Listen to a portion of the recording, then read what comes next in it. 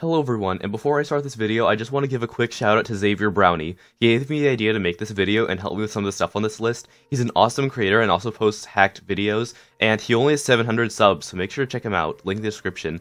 Anyways though, this video is going to be about the biggest feuds in the Geometry Dash community. Gameplay links will as always be in the description, so let's get started. Number 10. Quasar vs Serve. Once Riot verified Bloodbath, it remained unbeaten for about 7 months, and beating the level was like a race between all the best players in the game, but the two players that came out of nowhere were Serve and Quasar.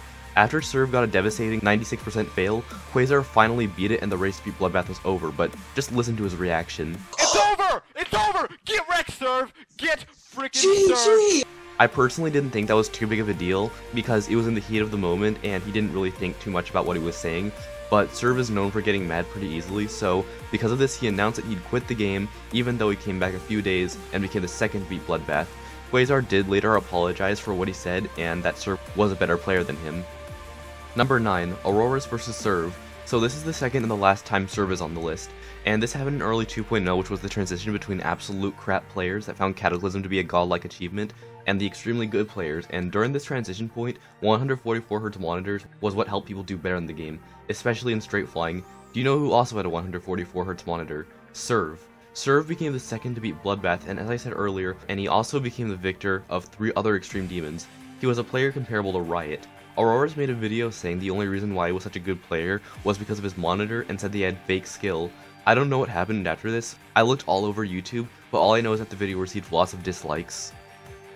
Number 8. End Level vs Novelboy. I'm pretty sure we all know what Bloodlust is, but it's a super buff and an extended remake of Bloodbath that Novelboy put 100,000 attempts in, crashing at 98%. If Bloodlust were to be verified right now, it would most definitely be the number 1 demon. But recently, End Level told Nob that Bloodlust is overrated and his level Renovant, the sequel to Allegiance, will be more difficult. End Level is currently at 27% on Renovant, so it'll probably take a while for it to come out, but if somehow Renovant will come out quicker than Bloodlust, it would steal Bloodlust and Nob's fame long term. Number 7. Manix vs Novelboy. Fusion Z is an upcoming Extreme Demon Mega Collab started by Manix and built by many talented creators, one of these creators being Novelboy. But 4 months ago, Manix announced that he was going to quit and said this. Fusion Z is a dead level and I don't want it uploaded. That's just my personal choice. It looked like Fusion Z was dead, so Nob had 2 options: obey Manix and let the level die, or disobey Manix and have someone verify it, and Novelboy chose the second option and gave it to Geomania. This stirred lots of controversy in the community, but at the same time it's kind of unfair to kill off the level without all of the other creators agreeing. Currently, Novelboy and Manix came to a compromise: rebuild certain parts of the level and name it to something else, and there was a contest on Novelboy and Geomania's channel where people made short Fusion style parts, and you're looking at the winners of the contest right now. The winners are Creeper 4, Lexicon GD, Hell Pegasus, Stratos 2596, Daxter, Pindra, Spear, Dublis, and Just Basic. Number 6. Tosh vs Noctifly. Death Corridor was originally an impossible level by Chaotic Jumper, but later got nerfed down to Extreme Demon, so it actually became possible. This level was later decorated by Airswipe and was going to be verified by Kugelblitz, but Noctifly came in and verified this level without anyone's permission. This was very disrespectful to both the creator and the verifier, and that was when Tosh stepped in and made an exposal video on Noctifly, saying that the parts of the video were auto, or he used an auto clicker. Because of all this controversy, Noctifly's version didn't get rated. Tosh's claims turned out to be false, but that wasn't the last time Noctifly got exposed. As for Death Corridor, Sonic took a similar version of Noctifly's stolen level, but it didn't get rated. Number 5. Tosh vs EdSir. In September 2016, EdSir called out a well-known Geometry Dash player known as Tosh Deluxe, who became famous for posting auto versions of impossible levels and beating versions of levels without decoration, both of these being extremely popular on his channel. In this video, he talked about how overrated the levels without decoration were, and how he didn't give credit to the original creator of their video. EdSir tried to be respectful in this video, but after that, Tosh made a video, Geometry Dash World Review, where he completely ripped off a few of EdSir's jokes from his Geometry Dash Bootlegs videos, and then played it off as a joke. That was when EdSir made a second video about the jokes, and it was pretty satirical and it wasn't monetized. This led them to a fight on Twitter, and Tosh pretty much acted like a huge jerk. From there, the drama kinda died down though. Number 4. C vs Cyclic. C1997, also known as the guy that gave me over 500 subscribers, made a rant talking about how stupid of a level Exasperation was, and in the video he made fun of Cyrilic's appearance by saying that he looks like Kim Jong-un. And to be honest, he kinda does, but Cyril saw this as a perfect opportunity to get into a drama with C and started labeling him as a racist just because of that one joke. Of course, C isn't a racist, I see no evidence of it, but Cyrillic kept on making videos on C, all of which were horribly made. They were all just him mumbling about stuff. That was when C finally stepped in and made an almost 20-minute video about Cyrillic. This video explained what happened with all of the drama, about Cyrillic pulling the race card, and how Cyrillic is envious because of C's great content. But Cyrillic didn't stop there because he's an idiot and all he cares about is drama. So he posted this video claiming that he said a bunch of offensive things on his Discord server, which did turn out to be photoshopped. The timestamp shows that the messages came out 2 days after the rant, and C made his final video on Cyrillic, which was a diss track on him. Now I do make videos, but I do have a life, using my review on a lit night life. But what do you do with your Saturday night? You're sat home alone streaming pure dog shit. Wow, are you sure that this isn't a diss track on the whole community, C? Currently, Cyrillic's channel is dead and posts random stuff occasionally.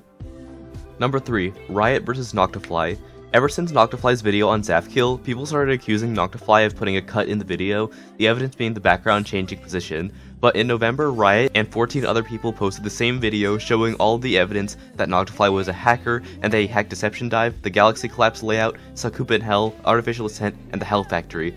Noctifly responded to this saying that he still didn't hack and he was being cyber harassed, despite the fact that Riot was just showing the facts. And at this point, everyone in the community thought that Noctifly was a hacker and was even banned from the leaderboards, but he made this video called For You Guys, which appeared to be a confession at first, but nope, it was just him debunking all of Riot's claims, which also turned out to be false. It was then when Riot and his friends made one more response video, which talked about how stupid all of his debunks were, and finally, after all of this, Noctifly confessed and is still banned from the leaderboards. Number 2. Water vs Triaxis. So I talked about this in the Creators Who Quit video I made a while ago, and I think almost everyone who's seeing this video has seen it, so I'll say the same thing but just shortened down.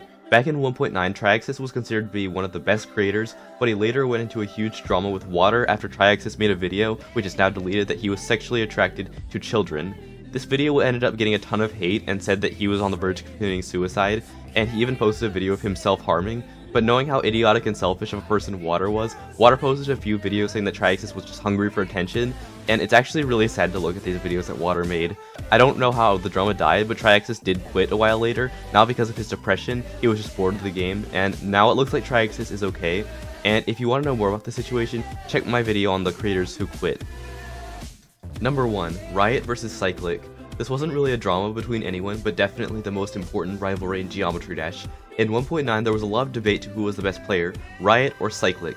Riot was known for being the second player to beat Deadly Clubstet, which was a huge achievement at the time, the third to beat Cataclysm, and the first to beat Ice Carbon Diablo X, and the god of straight flying. Cyclic, on the other hand, was known for being the first ever to beat Cataclysm, and the first to beat the Ultimate Phase. But when these players were at the top of their rivalry, Riot and his friends started working on Bloodbath, which I'm assuming everyone knows about. When Bloodbath was being built, Cyclic was working on his own level, Sonic Wave, and Extreme 9 Circles level, which you're seeing right now. After Bloodbath was verified by Riot and became the new hardest demon and everyone started worshipping Riot, Cyclic decided to heavily buff Sonic Wave, making it harder than Bloodbath and verifying it. But in 2.0, Cyclic just quit and then deleted his levels, including Sonic Wave, and his channel, and it looked like the rivalry is over. But then Cyclic returned under a new channel, and Riot and Cyclic continued the rivalry. Cyclic beat a Bizarre Phantasm by Team N2 and the Hell Zone by Son and many others. But something looks suspicious with Cyclic's The Hell Zone video. If you look really closely in his Hell Zone replay, you can see evidence of a cut. That was when Cyclic posted a confession video saying that he hacked the Hell Zone and the legendary Sonic Wave.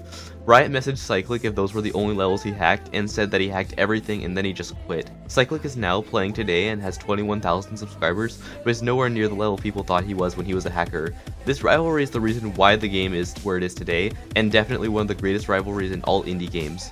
So, what did you think of my list? Make sure to leave a like and share your opinion in the comments, and as always guys, this is GD Flaaroni signing out.